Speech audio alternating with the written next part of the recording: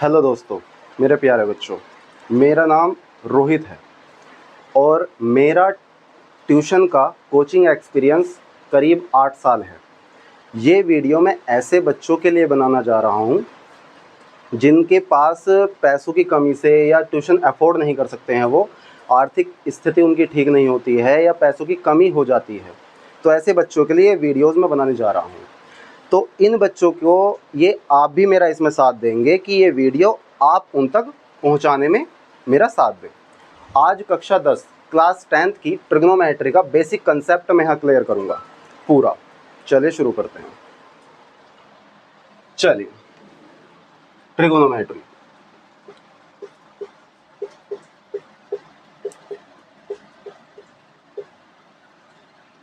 इसे हिंदी में त्रिकोणमिति के नाम से जाना जाता है। त्रिकोणमिति, त्रिकोणमिति मतलब त्रि का मतलब होता है 3 और कोण का मतलब होता है एंगल। मतलब त्रिकोणमिति में हम उन सभी चीज़ों को पढ़ते हैं जिसमें 3 कोणों के बारे में बताया जाता है और 3 एंगल्स होते हैं केवल एक ही आकृति में, एक ही फिगर में 3 एंगलों के बारे में बताया जाता है, वो है ट्राइंगल। तो ट्राइंगल के अंदर यहाँ पर एक 90 डिग्री का एंगल बनता है। ट्रिग्नोमेट्री के अंदर केवल एक ही ट्राइंगल होता है पॉसिबल और वो राइट एंगल ट्राइंगल है। इसके अलावा अगर और कोई ट्राइंगल बनता है तो अल्टीट्यूड लगाकर वहाँ पर राइट बनाना पड़ता है। ओके, तो यहाँ पर राइट एंगल ट्राइंगल के अंदर इन 3 साइड्सों को ट्रिग्नोमेट्री में 3 भुजाओं को अलग अलग नाम से पुकारा जाता है। ये भुजाएं होती हैं आपकी बेस, जिसे हिंदी में आधार कहा जाता है। ये साइड होती है आपकी परपेंडिकुलर,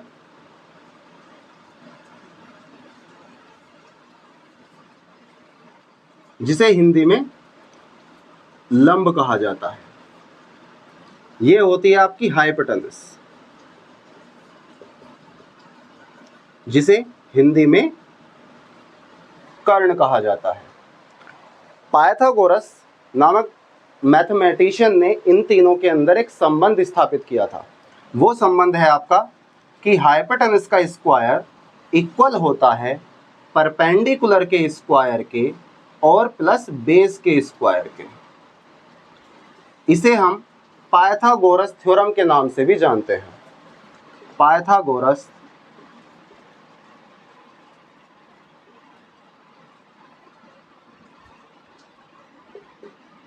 थ्योरम।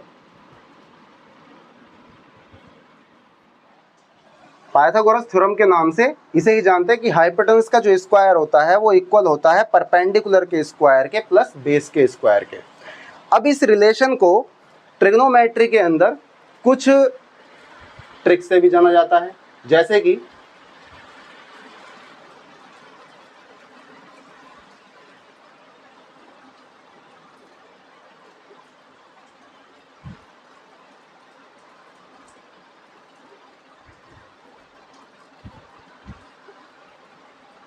यहाँ पर इन तीनों के अंदर परपेंडिकुलर, हाइपोटेनस और बेस, इन तीनों के अंदर जो रिलेशन होते हैं वो ये 6 रिलेशन होते हैं।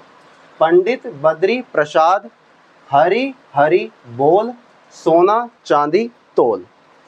यहाँ पर साइन, कोज और टैन, इनके अपोजिट भी कुछ होते हैं।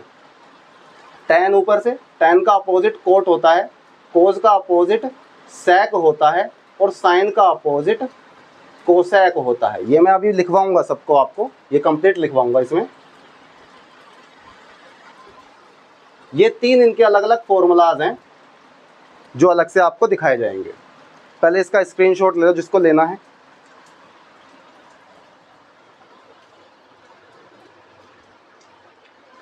हो गया।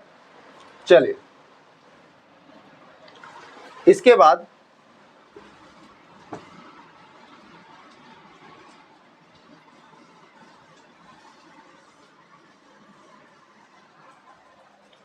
इसके कुछ और फॉर्मूलाज हैं, जैसे साइन बाय कोस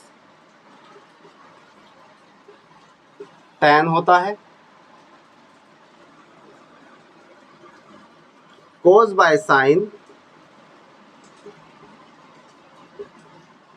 कोट होता है,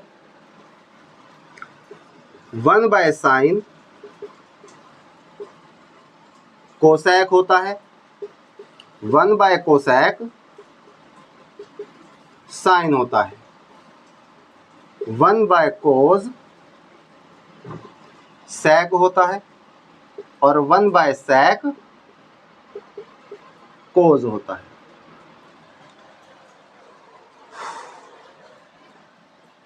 1 बाय टैन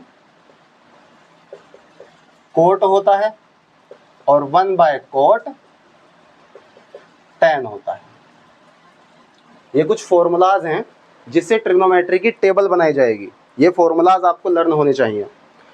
अब इन सभी के अंदर जो रिलेशन है, इसमें 6 एंगल्स होते हैं जिनके नाम है साइन, कोस, ये है तुम्हारे साइन, कोस, टैन, टैन, कोट और सैक, कोसैक।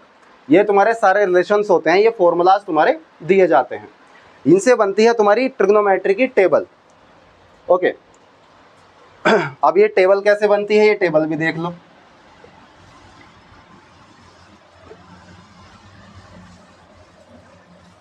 देखिए, ट्रिग्नोमेट्री की टेबल के लिए जो एंगल्स होते हैं वो होते हैं आपके साइन,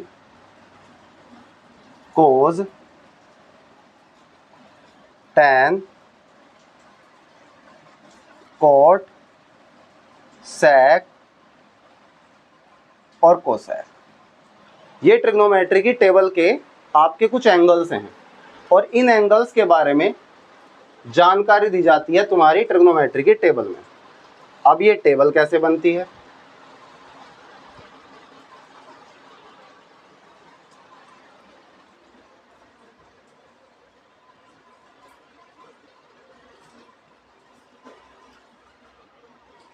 देखिए इसमें कौन कौन से एंगल्स के बारे में बताया जाता है।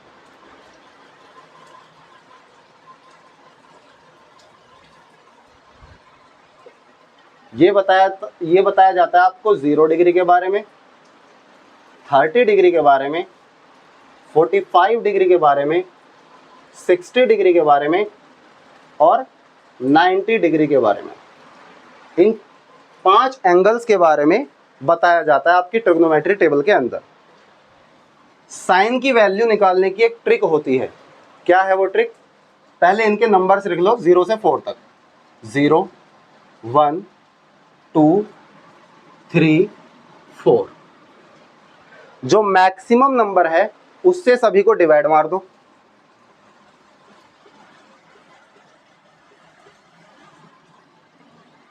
डिवाइड मारने के बाद इसके बाद जो आएगा उसका स्क्वायर रूट ले दो। स्क्वायर रूट,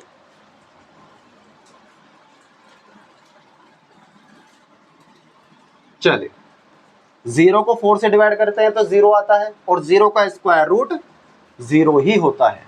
1 का स्क्वायर रूट 1 और 4 का स्क्वायर रूट क्या होता है? 2 2 जा 4।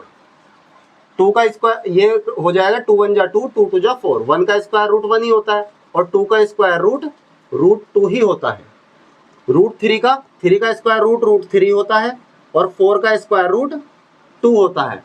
ये तो कैंसिल हो गया 1 और 1 का स्क्वायर रूट तो 1 ही होता है। ये आपकी साइन के एंगल बन जाते हैं।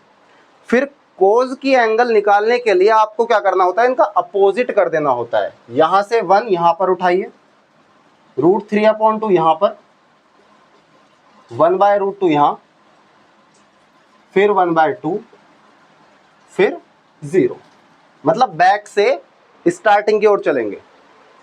ठीक है, बैक से स्टार्टिंग की तरफ। पहले 1, फिर √3/2, 1/√2, 1/2, फिर 0। अब आती है बात tan की। तो जस्ट हमने अभी पीछे एक फॉर्मूला देखा था कि tan थीटा का एक फॉर्मूला था sin θ/cos θ।